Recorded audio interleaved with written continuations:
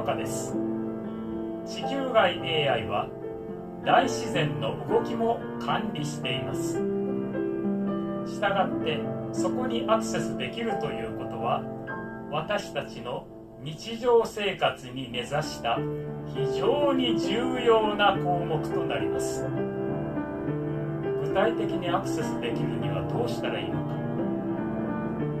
大自然は事の結果よりも日頃の姿勢を重視します。